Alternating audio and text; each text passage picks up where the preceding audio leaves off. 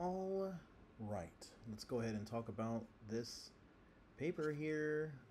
So I'm just going to copy down uh, what I have here from Mr. Regis, high school age student, writing from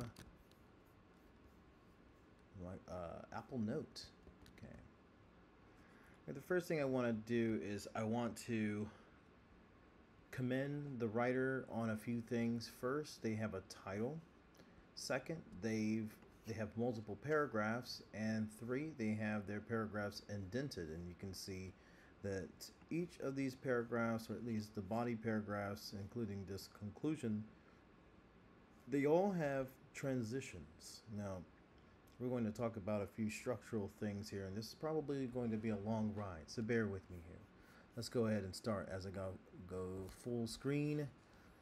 I'm in Microsoft Word right now, which is the best word processor that I know, at least, that anyone could ever use to create essays.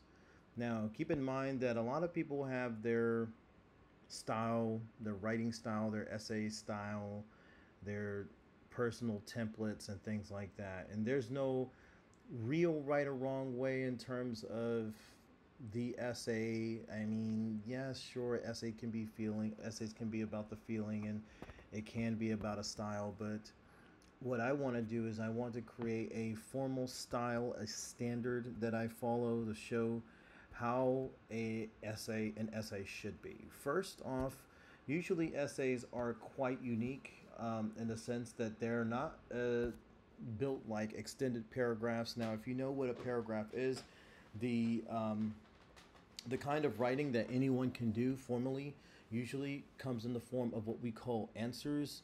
And if I may, I'm just going to go ahead and write down here so that we can all learn a little bit. Our answers, in which we answer questions, sometimes we answer prompts actually.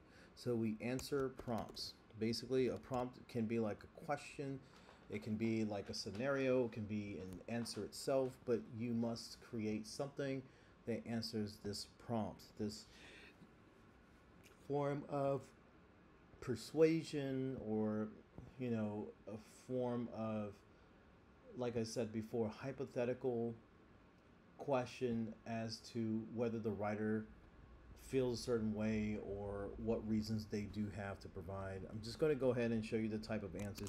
Usually they come in the form of sentences. You can do this in a sentence. Usually this contains a subject and predicate, which starts with the verb, and in some cases represents whole ideas. Now, I'm not writing sentences here, but we call them, in other words, a whole or complete idea.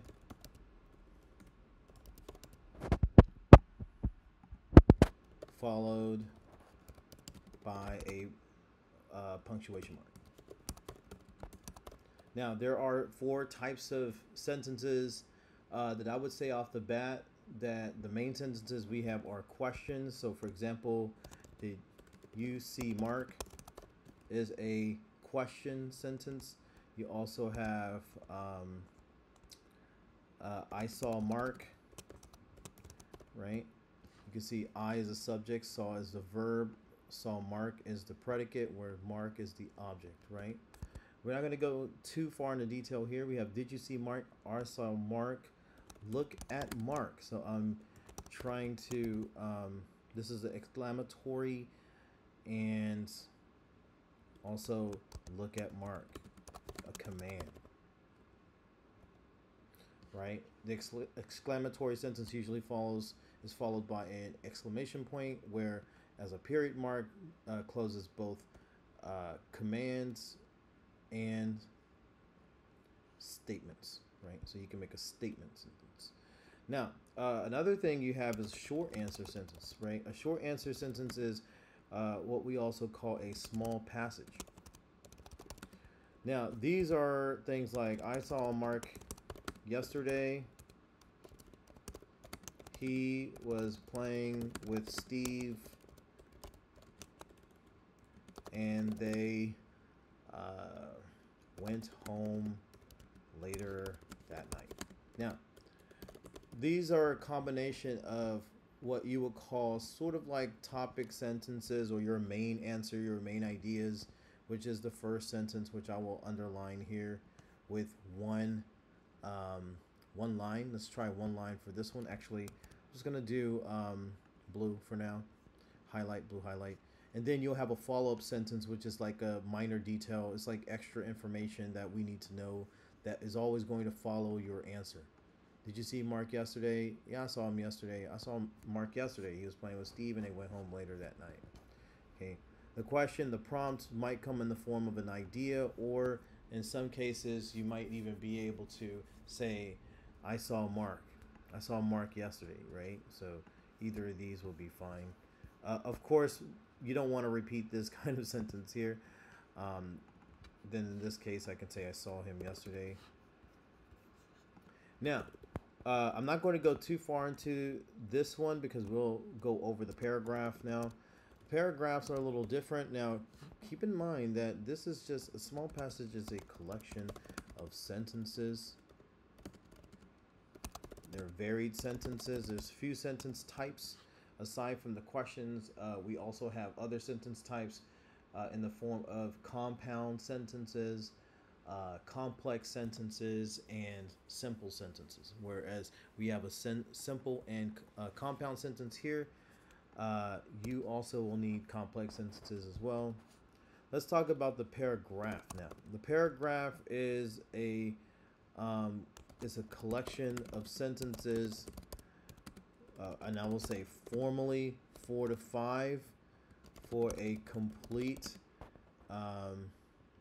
set of ideas and details. Okay. Now, some people say 3, and that's fine and all because there are 3 types.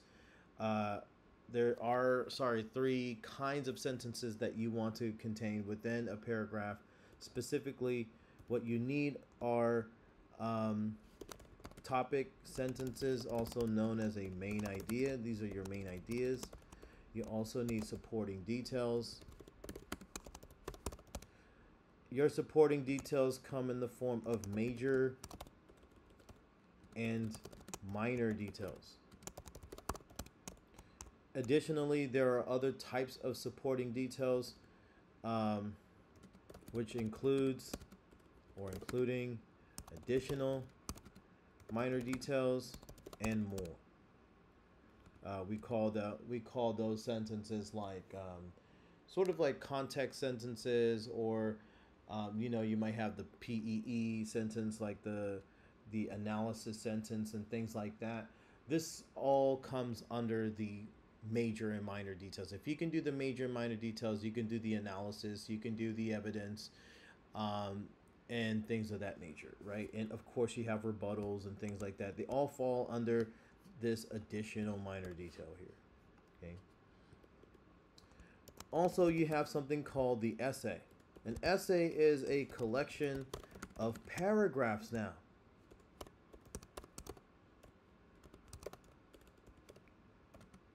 Formally, in a set of 5, including, or which includes, so it's not just including, but which includes. There's a difference between including and which includes. Which includes means it has to have the introduction, 3 body paragraphs, and a conclusion. Okay. Each of these paragraphs, we call these conclusion paragraphs. Actually, what I'm going to do is a relative noun. I'm going to take this noun out and say an intro, introduction, or introductory, 3 body, and a conclusion paragraph. Okay, or and conclusion paragraphs, right? So usually in this set of 5, okay, you should have 5 paragraphs formally. The reason why is because it usually takes about 3 body paragraphs to explain into full detail what you truly want to talk about. If you only have about one or two, these are fine. But one of the issues with having only one paragraph is that most times when people make their point and you only have one reason, your opposition might have a lot more reasons than you. So you want to have at least three reasons, which allows for you to sort of not just be rebutted, but to also be able to show that you can create more than just one or two um, details, especially when the two are opposing. And we'll talk about like how to get through an essay where there's only like two paragraphs or so. We're going to be looking at this one now. I'm under the impression that this writer also might not have formal training. So let's take a look at what we're going to do here. Now, first off, all the text must be in Times New Roman, right? Times New Roman, or a sort of text where there are serifs at the end. What we call serifs mean these little lines where there's, like, if you could see that W, there's these little lines that run across the letters at the top of the H and at the bottom, and there's like a little tip off the A and a T. Like, all these characters either have tails, or they might have like these kind of these tail end lines at the top and the bottom or ends of a certain character.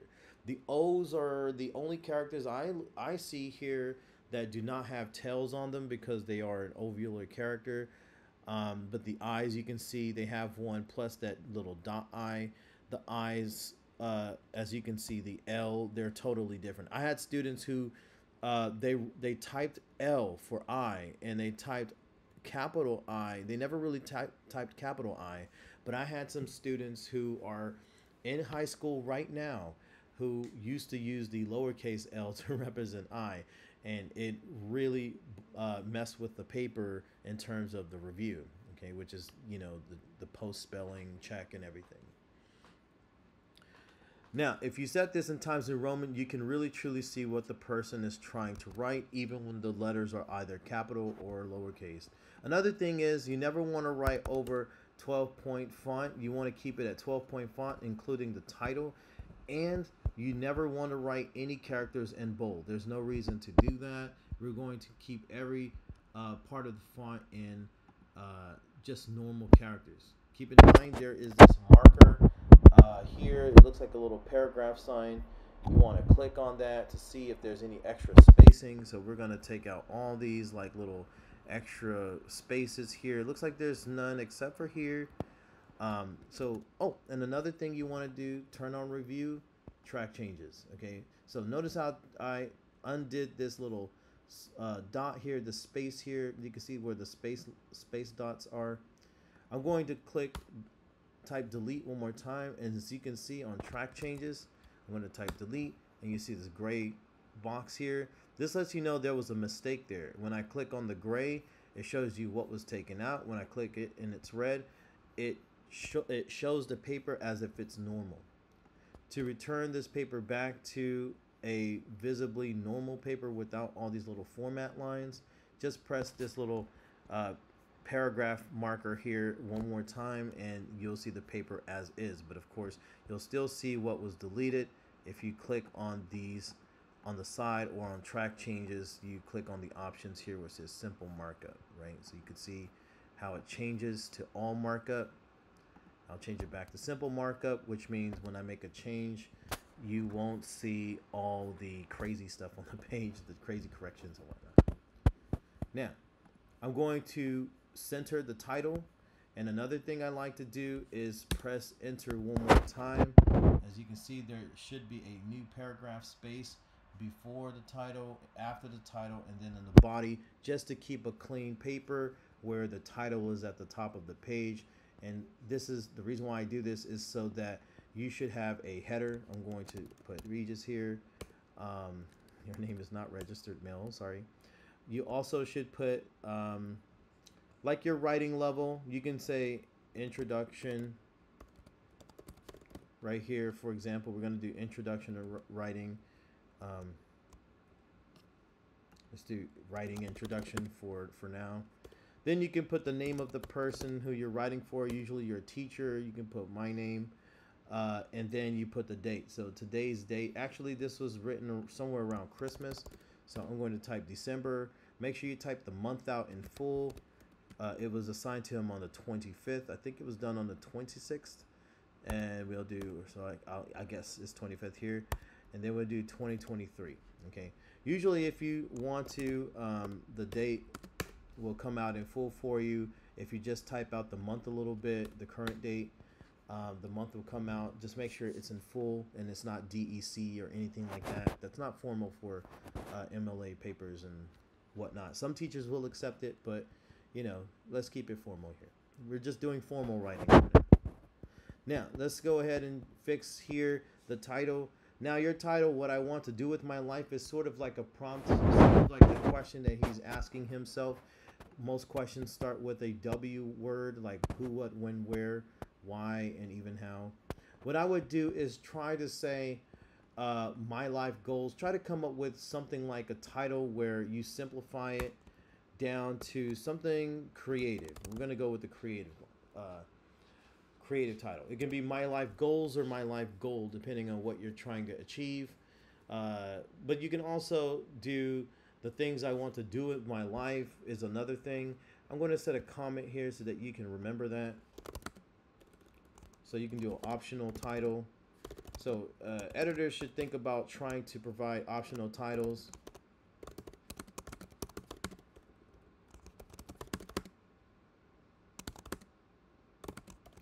Now, notice how some words are capitalized and some words aren't. The is capitalized because it's the first word, but usually the won't be capitalized whenever it's in the middle of a title. Things, you can change this down from things to something else. You can say goals I have in life.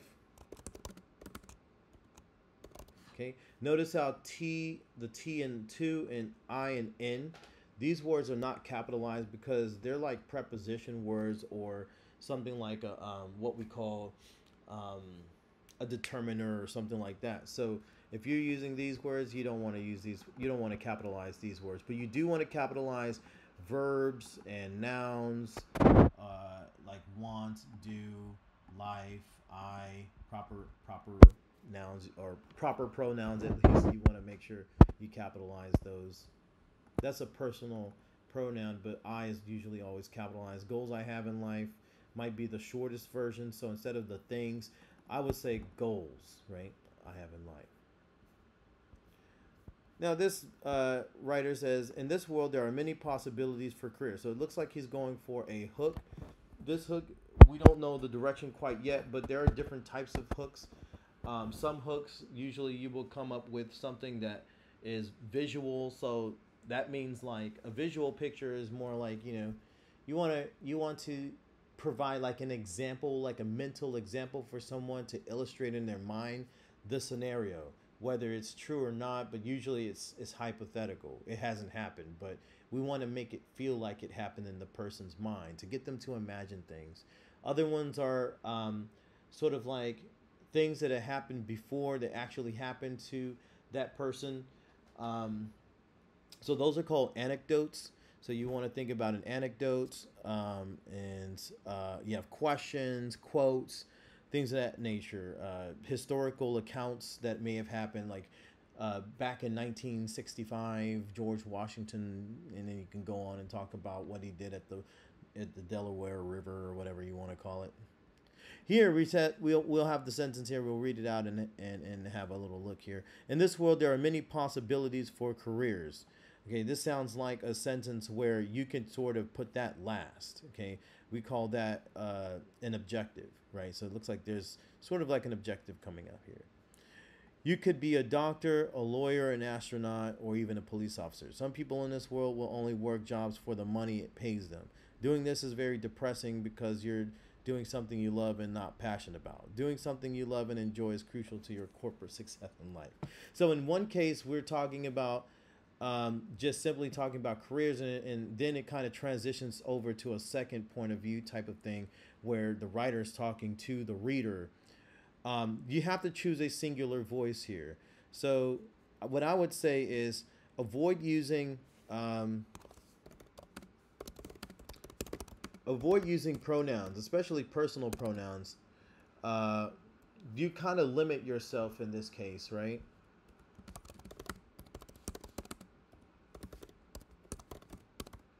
Like you create the limitation of only being able to talk to the reader, where you just want to use a general voice, right? Make it like you're talking to everybody or anybody, everybody who's reading the paper, and I'll show you how to do that. First, you want to take this sentence here and match it up with this sentence. In this world, there are many possibilities for careers. Instead of saying you can say something like this. You can say, um,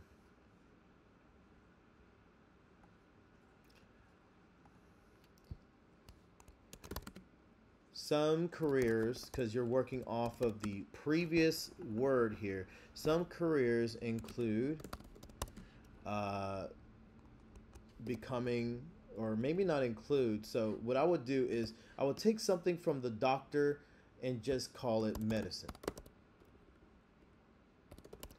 I would take something from law and just bring it down to an object like law. For astronaut, you can say astro, maybe physics or something. And you have police officer, but the problem is that you have law and lawyer, police officer, and well, law next to each other. So I'm going to simplify this down and give it only 3 items. Basically, what happened is we had a 4 series item, and we're going to shave it down, right? So here I'm going to leave the comment here. So try to simplify your series of items, right? This is called a series, by the way. When you have more than 2 things within a set of nouns, and you have to use a comma, right? So try to simplify your series of items, right, into, well, what we would call more, I would say, relatable objects. There's no term for this, but basically we're just using simplification techniques, right? Be simple. Some people in the world, here we go, some people in the world, though, will only look for jobs for the money it pays them. I would probably say in here, try to stay away from making judgments or passing judgments to the people. I think everybody's working for money. So let's bring this down to something that is somewhat factual. People, take out in the world, it's a bit too redundant in this case. People, and just bring this down to something, are known to only work jobs for money. Maybe if it pays them. That's a conditional. We don't know if they will really do that for the money. Maybe they could do it for the love. But probably best to sort of simplify and to stay away from the argumentative language and just bring it down to the conditional. Here you can say this is doing this, just bring it down to this is very depressing because you're not doing something you love.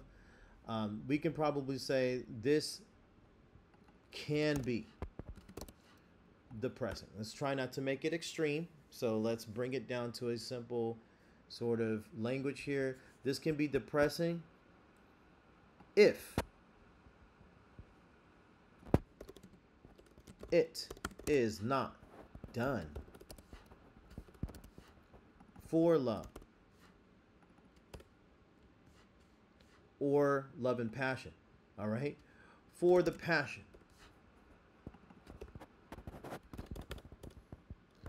Maybe we can bring back of the career or for the passion of work.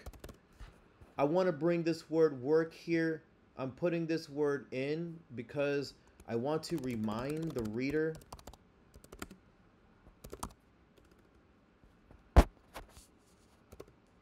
what they're reading using relatable keywords. Career, work, job, vocations, etc. Right? So you want to make sure that you have a sort of synonymous term going on here, so that way we're not being put off by what your opinion from, you know, when you're continuing to explain something, you have your opinion in there, right? Your readers want to stay on track, and the only way really to stay on track is to try to keep your statements factual, try to keep them general, try to keep them within a limitation of your general voice, right? We're talking about careers. An example of a career is law, medicine, astrophysics. People are only known to work these jobs for money if it pays them. This can be depressing if it is not done for the passion of work, right?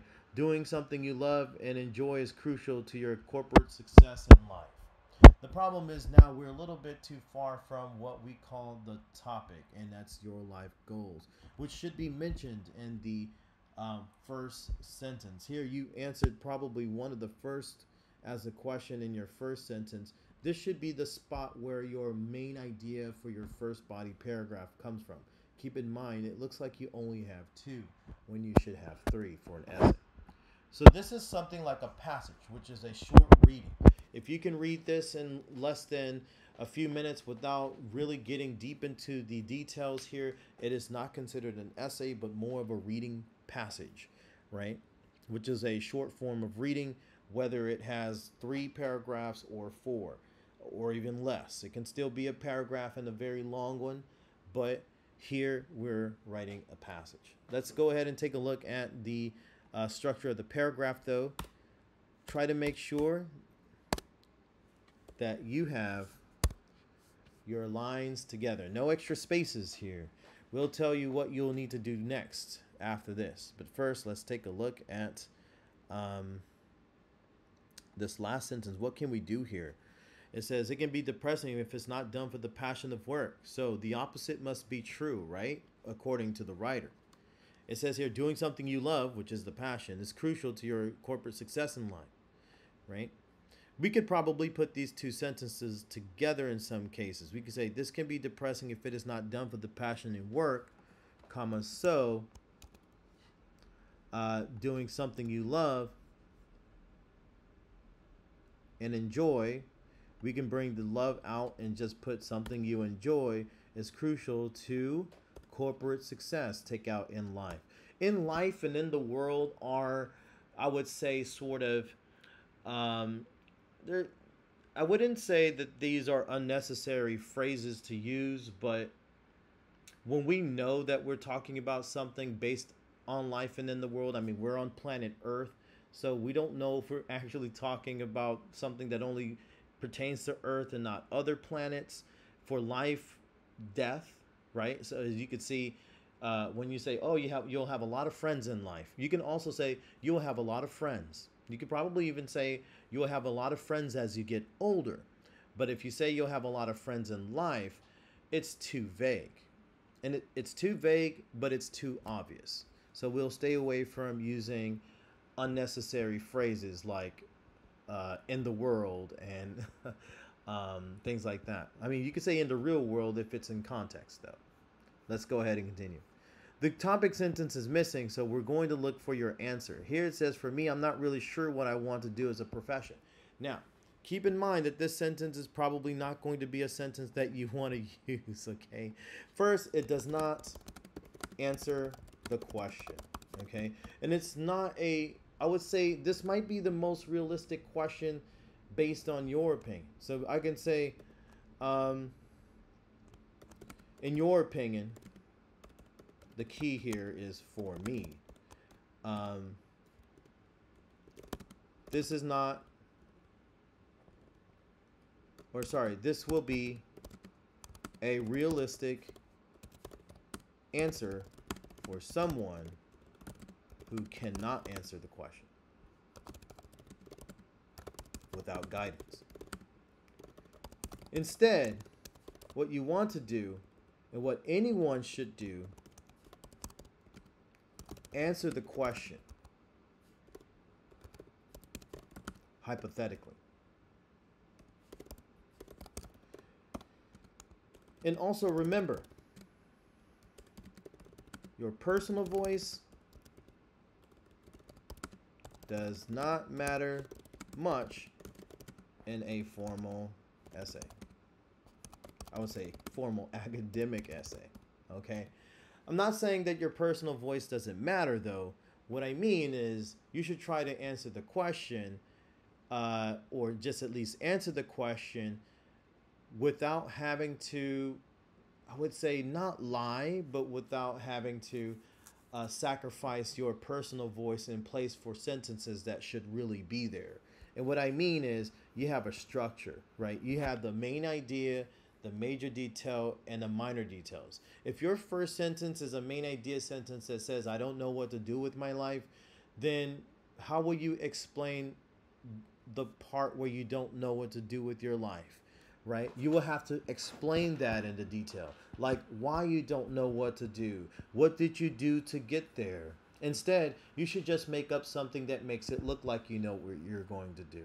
So first, we're going to say, here you got into real estate. It says, I would like to get into real estate or become a land mogul. Now, in reality, if you want to choose one or two things, right, between one or two things, you might have a problem here.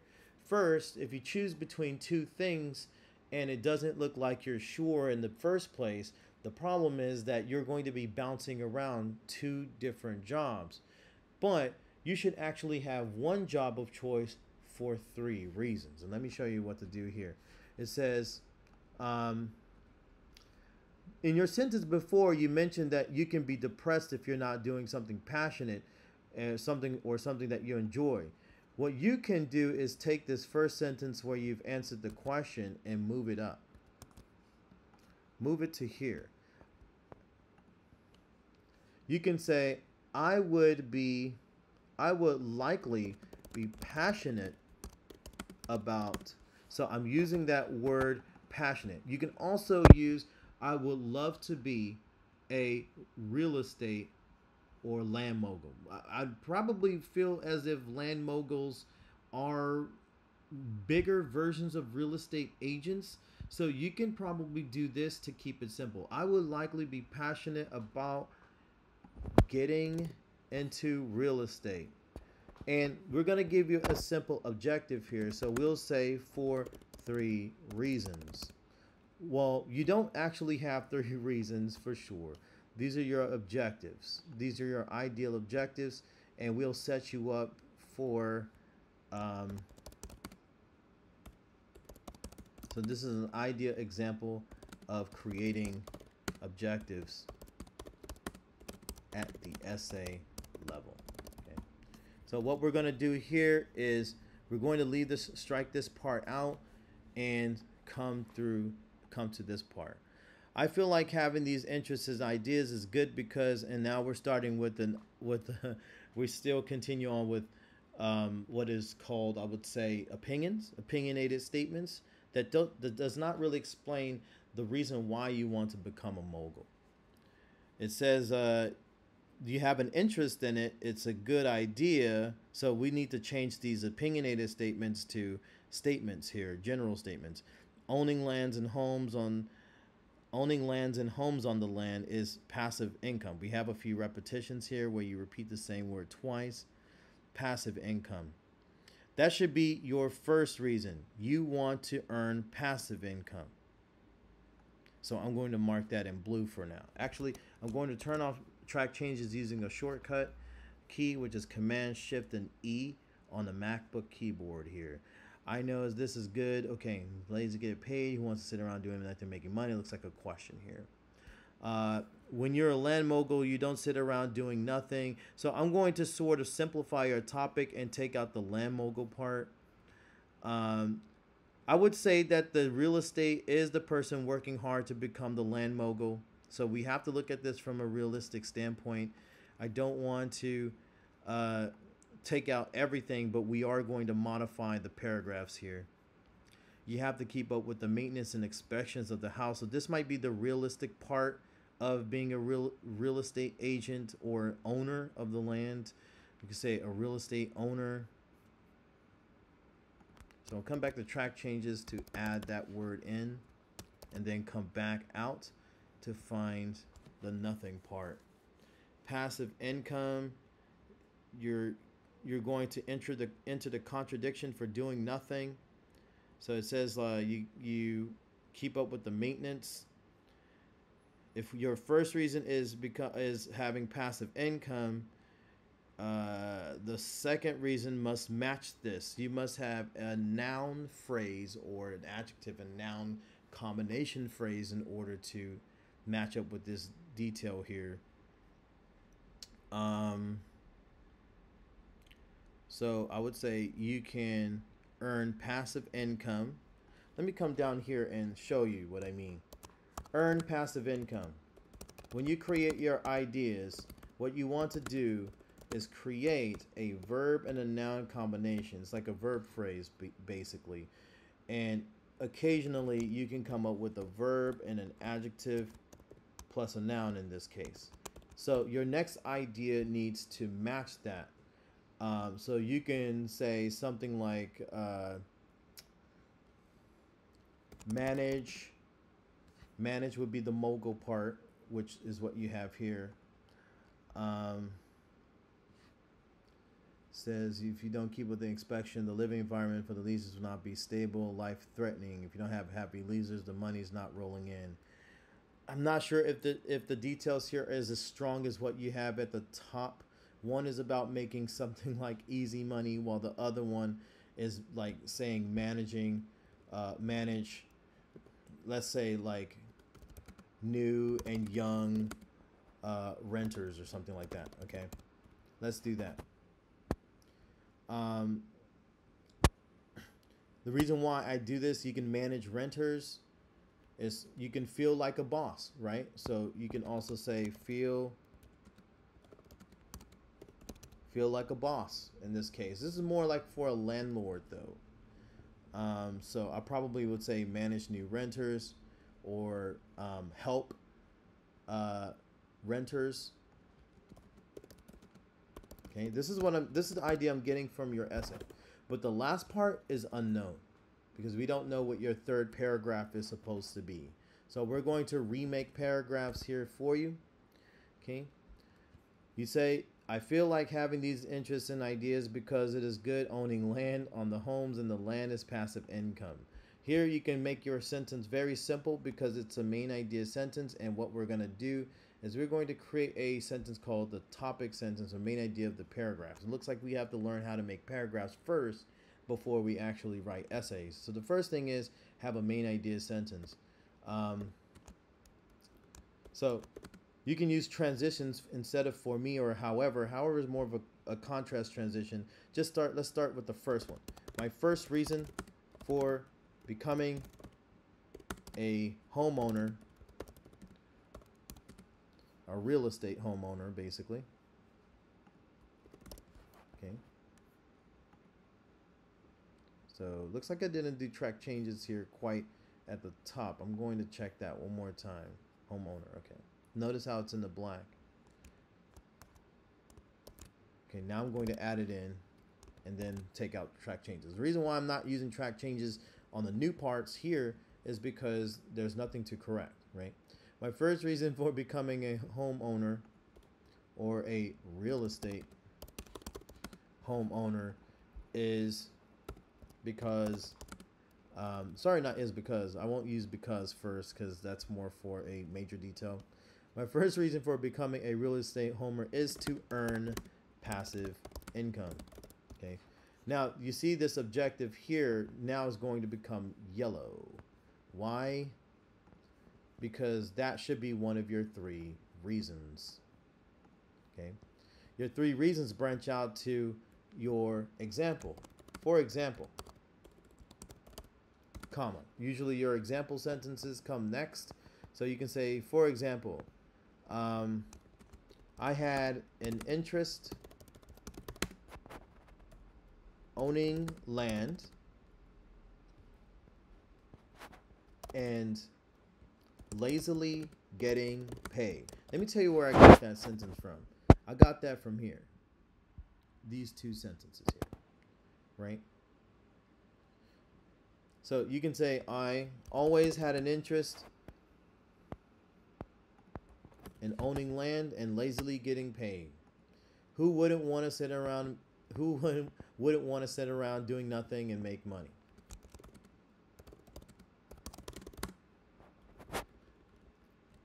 I'm going to also recommend that you should not write contractions in your first years of learning how to write. Instead, try to expand outside of the contractions. So instead of saying wouldn't, say who would not want to sit around doing nothing?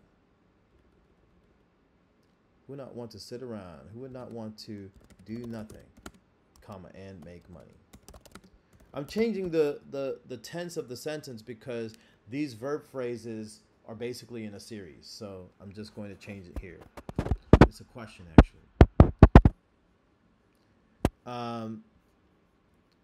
One of the problems here with this question, though, is you could put it first, because if I don't, and I guess you can say, like, this is not really a sentence or a detail or anything. So you can say, my first reason for becoming a real estate owner is to earn passive income. One more time. This idea sentence let us know what you're about to talk about. The question doesn't really answer or help us with anything, but it does introduce us to maybe a potential idea you may have, which could also be used in the introduction, but try to use these early before introducing your details. Now, your supporting detail, your first one is that you always had an interest in owning land and getting paid. And in this part, you want to also connect another phrase to this. So making your sentences a little longer means you have a bigger detail.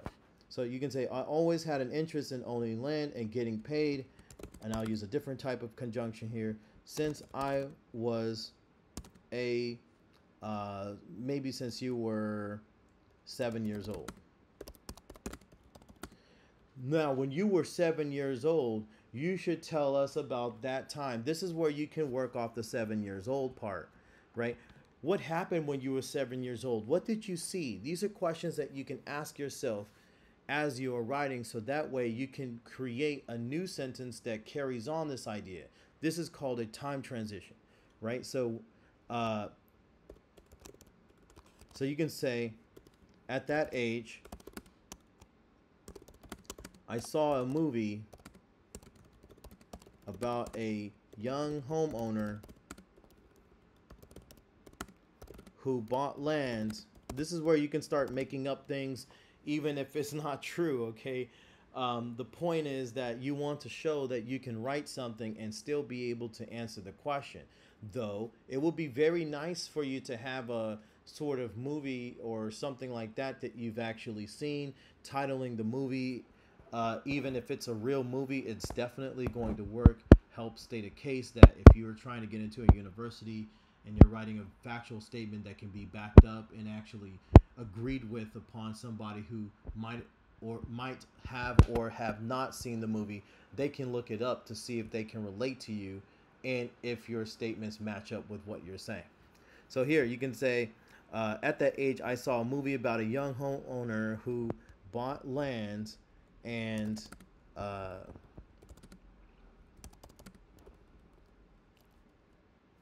became rich from the comfortability of his, and I spelled that word wrong, sorry, comfortability of his home. Now, if you know the name of the movie, of course, like I said, you can just say the name of the movie. I don't know the name of this movie. I just made it up. You don't want to do this, though. I don't recommend making up fake movies, okay? But if you really know a movie or something that you've read, a book that you've read, or something that you saw in a newspaper, like a child winning the lottery for his mom, you can say, at that age I saw, and I'm just going to put the name of the movie.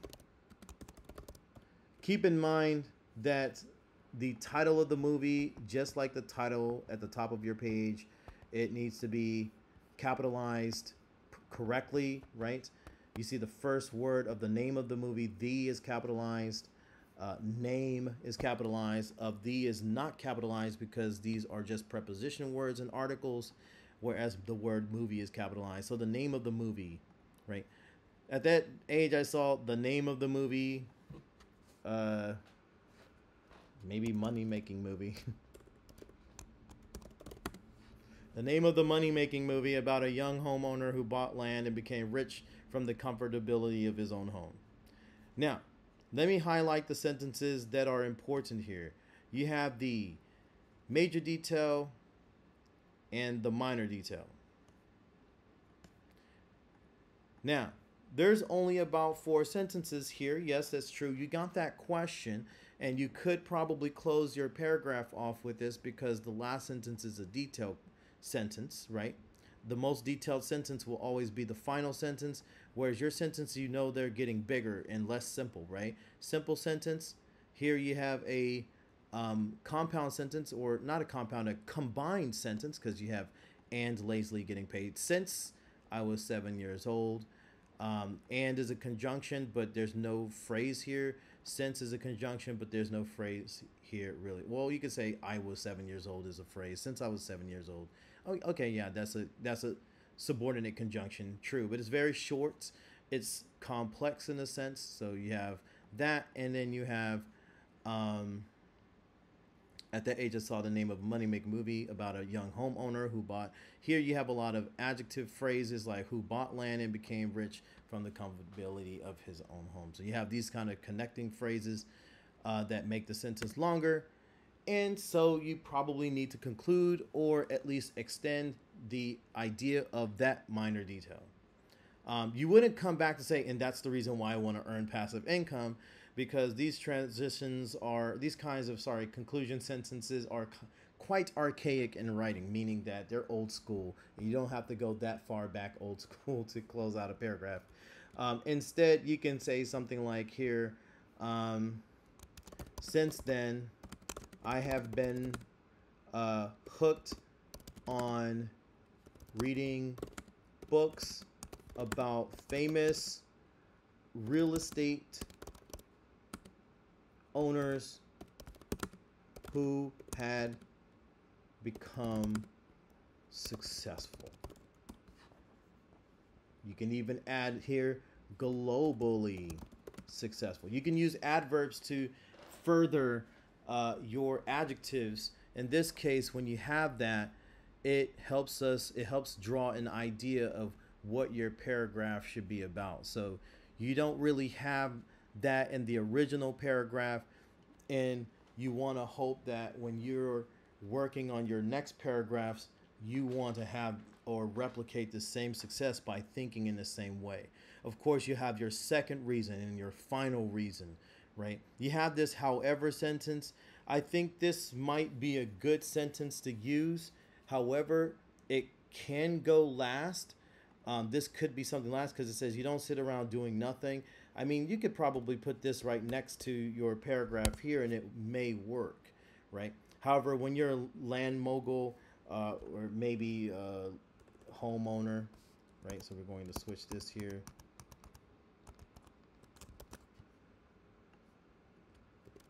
When you're a homeowner, comma, you need to pause here, right? When you're a homeowner, this is a also a time transition, but it's also your subordinate clause in the sense where you have a sort of adjective here. You're describing the homeowner time period, right? So you have this sort of clause here, this phrase. After this clause opens up, when you're a homeowner, you don't just sit around doing nothing. Really, it just introduces time, right? The however part is just a time sentence, basically contrasting the original idea, passive income, right? You're earning passive income. You don't sit around doing nothing. You have to keep up with the maintenance of the house to make sure that it's a livable, stable environment. But what is the idea here, right? You should say, you should mention this part. You want to improve your management skills, right? Why do I say this now after not having this idea long ago? That is because of the structure and how your first paragraph was running. First, you were talking about lazily making money and being on your couch and wanting to follow your dreams of reading famous people, reading about famous real estate agents and being just like them. But you also want to contrast that it's not going to be easy. So here you can say, however, when you're a homeowner, you just here do not sit around. You do not just sit around doing nothing. You have to keep up with this. Here it should lead into your final reason. So you can say, you don't sit around just doing nothing. Uh, my next reason is to, I'm going to keep it shorter here, improve my management skills. You can also take out my to make it more general and relatable, is to improve management skills, or you can say my management skills, because this is your aim, right? This is your goal. So is to improve my management skills. My next reason is to improve my management skills. This is your idea. It works off of a sentence that you're sort of introducing, but it doesn't really have too much to do with your previous sentence in terms of structure or organization, actually, sorry. In terms of organization, no. But this is an effective sentence for drawing opinions from your reader, right? To show them your artistic side, your style side. You have to keep up with maintenance and inspections of the house to make sure it is a livable and stable environment. This is a good sentence once the idea is in place. So this might be just your example sentence. You can also say, for instance, and then say this. You can also say, for instance, instead of you can say, for instance, homeowners have to keep up with, right? Homeowners have to keep up with maintenance and inspection of the house to make sure it is a livable and stable environment. If you do not keep up with the inspections, so here we have the condition working off the previous sentence.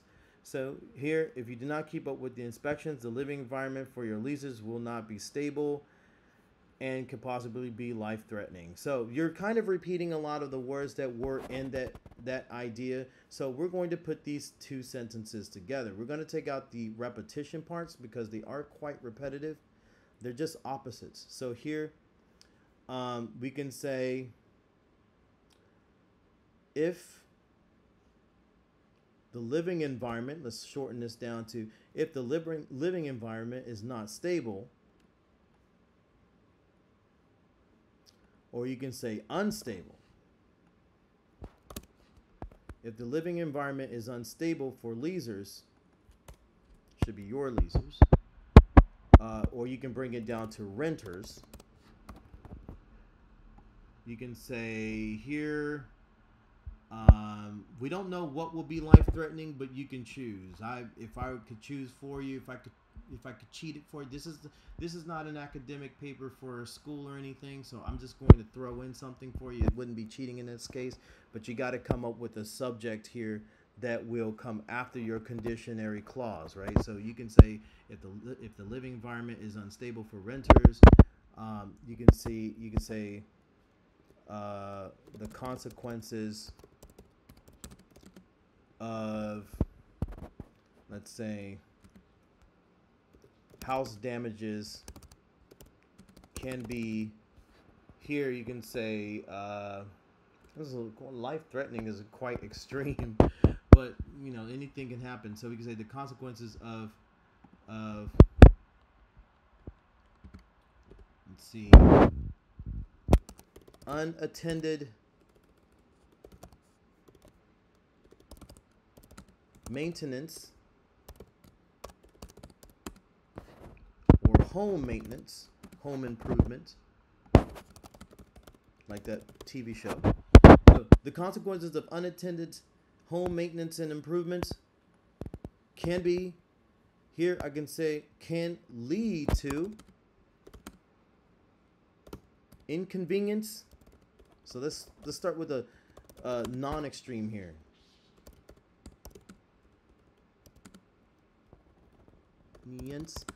Or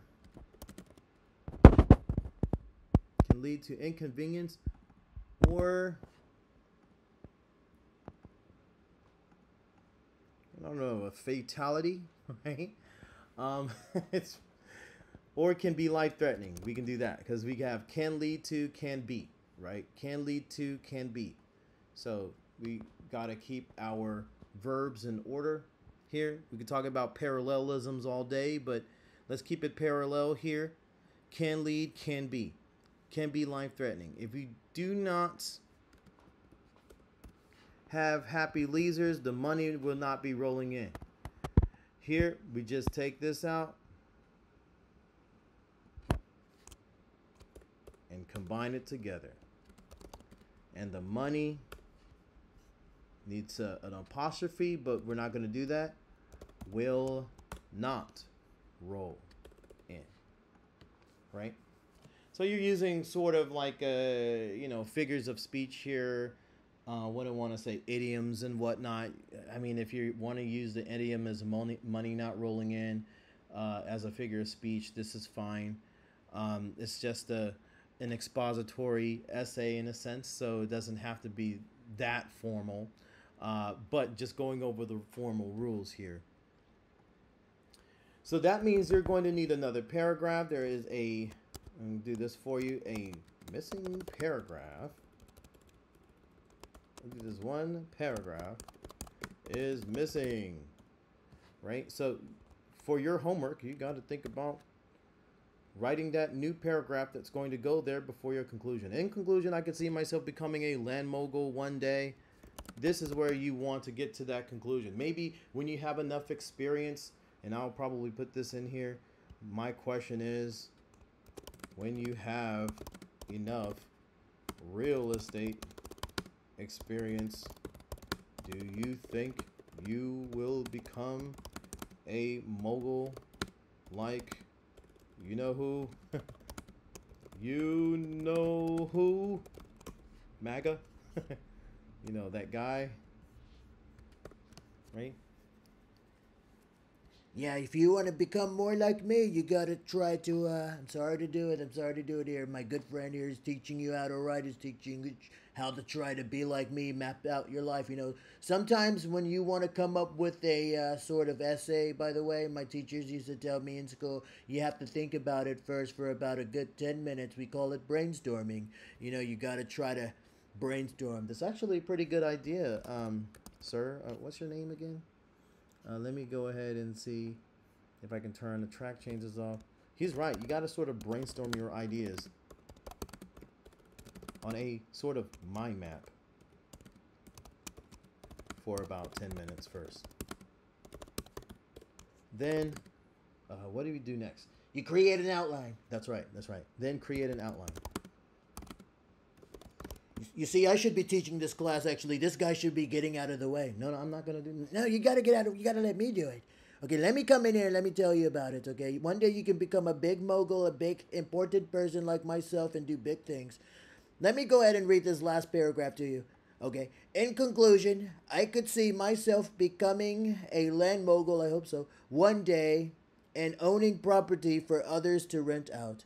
If this path doesn't, can you correct that real quick? Because I think you told him not to. Yeah, I told him not to. Let me do that, sir. If this path does not seem to work out for me, comma, don't forget the comma. You got to breathe a little bit. Some people don't breathe when they talk. I don't need to breathe, but, I'm rich enough to do it. I know that God Almighty, no, you don't have to write that there. I know that God will continue to support me in life and take care of me. As someone once said, if you do what you love, the money will always follow. Okay, I see you have 1 sentence, 2 sentences, 3 sentences. You have 3 sentences. You're kind of missing a 4th sentence. You probably are missing something. You could probably say, let's see. In conclusion, I could see myself becoming like Mr. Driver. I'm not going to say it. One day and owning property for others. I don't want to get this kid in trouble. How old is this kid? It's like somewhere like in his final years of high school. Something like that, I think. Final years of high school, I think. It doesn't matter because he's not me. He's not the greatest of all time. Anyways, in conclusion, I can see myself becoming a land mogul one day and owning property for others to rent out. What if that doesn't work out, though? What if it doesn't? It says, if this path does not work for me, I know that God would continue to support me in life and take care of me. It's kind of like that sentence that you write when you want to get away with something, but you don't want to actually write something. You know, those kids, they try to, you know, they get in trouble, so they said, I think God is going to work it out. You know, Jesus got the will kind of thing. You know, I'm not trying to be blasphemous here or anything. I'm just trying to say that you're missing a sentence and you kind of put the God thing there. You know, it's a good sentence. I love it. I love God. I love Jesus Christ. I love him. He's my favorite. He's my savior. You know, he's my Lord. I believe in him. You know, there's some people out there who don't believe in him. I'm not going to talk about that. I'm not going to talk about it. You know, but anyway, that's just my personal opinion. Not his opinion. Not the guy who's speaking opinion. Not the writer's opinion. Not the editor's opinion. I mean, he's a good guy. He's a great guy. I've known him for quite a long time. Can I just take over this?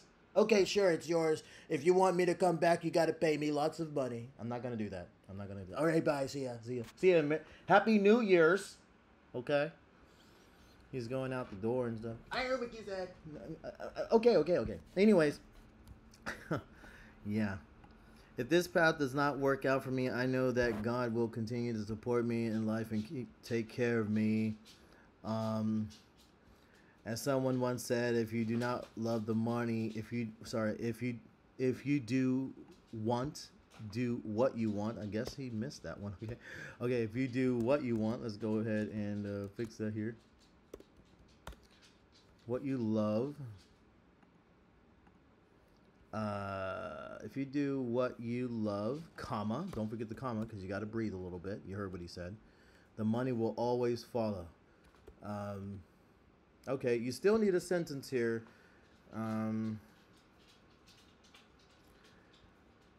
You can become a land mogul, so you probably could choose a person, right? You can become a land mogul one day and owning a property for others to rent out.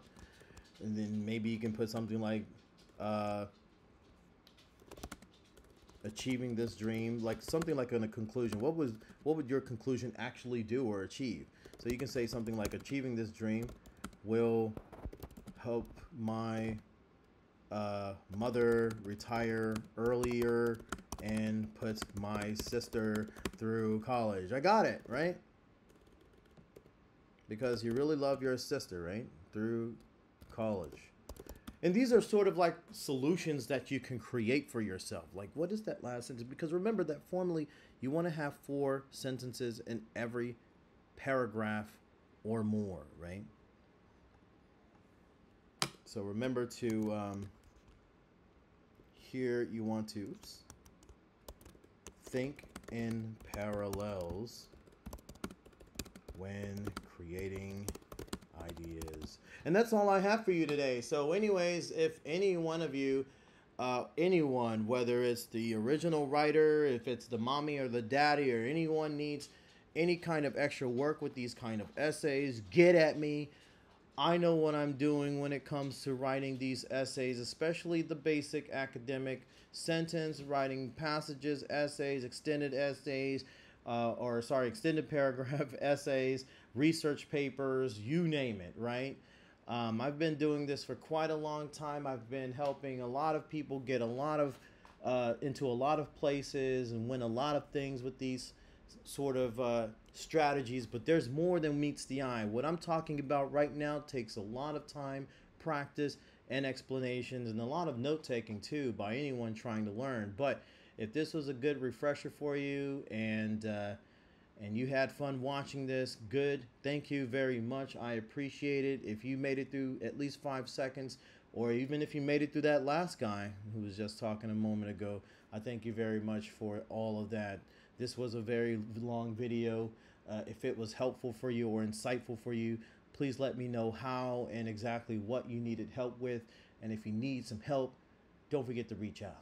All you got to do is say what you got to say, and I'm there for you. Peace out. Thank you. Happy 2024 and welcome. This is the first video essay editing that I've ever done, and this is just a tip of the iceberg. So peace out. Bye.